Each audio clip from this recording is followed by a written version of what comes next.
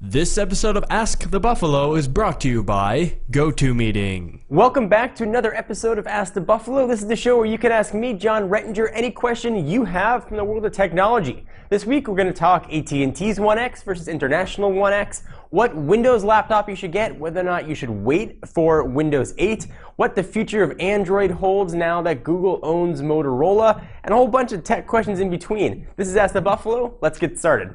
Time for a theme song. This is Ask the Buffalo. It's time to Ask the Buffalo. I am a buffalo. I don't eat buffalo chicken. I know it doesn't have buffalo in it, but it just seems wrong. Alright, so our first question comes from user ILoveTech975. He asks, John, I've been looking into this a lot and was wondering, is the HTC One X on AT&T any better than the One X internationally? The answer is no, it's not better, just different.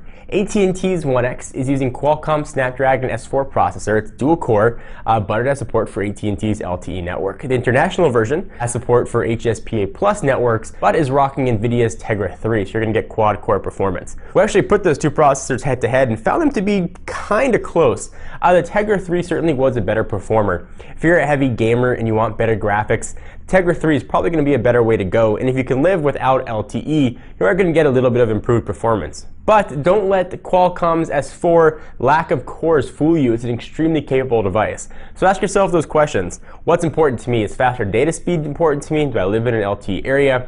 Am I a gamer and I want a device that's going to be able to handle the latest and greatest games? Then you might want to look international. So hopefully that helped answer your question. Our next question comes from user Cleric. He asks, hey John, I'm in the market for a new laptop Ultrabook. Should I purchase one right now with the release of Ivy Bridge or wait for Windows 8? Also, which Ultrabooks would you recommend? I know you're not a real computer guy, but your input will be helpful. Well, that was just mean. You hurt my feelings. I'm a computer guy. I use them. I like them. And that was uncalled for. Mean. You're mean. Wait for Windows 8 and wait for Ivy Bridge. You're going to have much better battery consumption and power. Alright, so our next question is on the Mac versus PC debate. User Jake Michael Reinert asks, hey John, all the geeks I know say that Windows is better than Mac OS X. You can already hear it in the comments. But you and many other tech reviewers use Macs instead of Windows machines. What made you choose the Mac platform? Good question.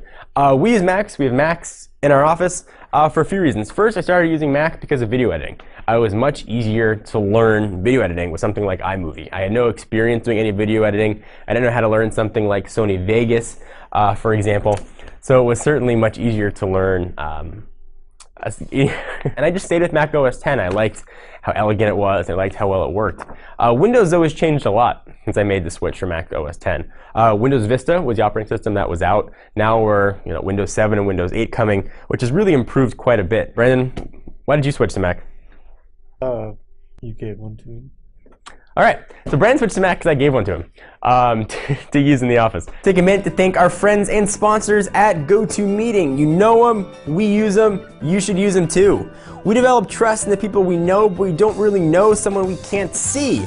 That can be a tough hurdle for business, especially with employers and clients all around the world. That's why I recommend GoToMeeting with HD Faces, because faces are no good if they're not in HD. It offers a simple online meeting service with group HD video and helps you get better connected to the people you depend on for success. With GoToMeeting by Citrix, it takes just a webcam and a click to instantly collaborate with your team or clients in real time from anywhere in the world. Made on the go from an iPad. GoToMeeting helps build trust, confidence, and makes meetings much more effective. It honestly really does. If you work with anyone in different parts of the country, different parts of the world, GoToMeeting is just a great thing to have, a great thing to use. We actually use it sometimes for even online gaming, all kinds of uses that you can use it for. Start hosting your own face-to-face online meetings today with GoToMeeting. Techno Buffalo viewers can try it free for 30 days. Don't wait.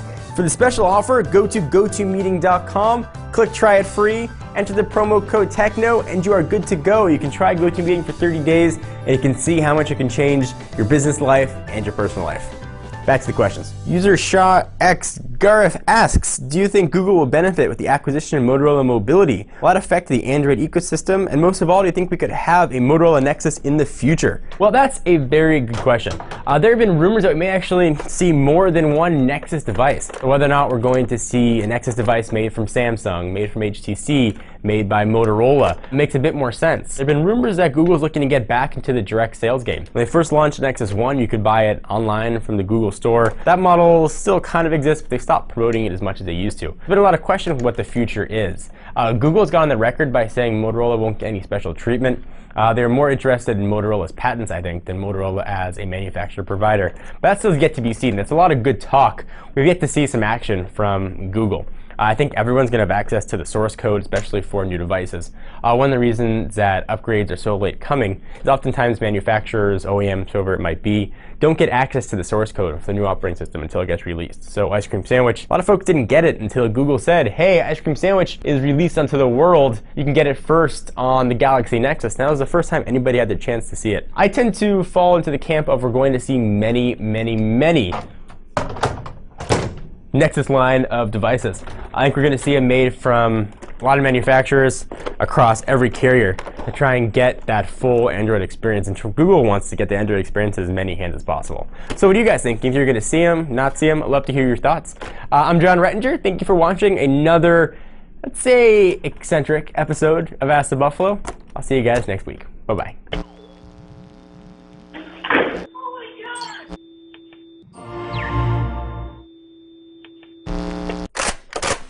Stop filming me!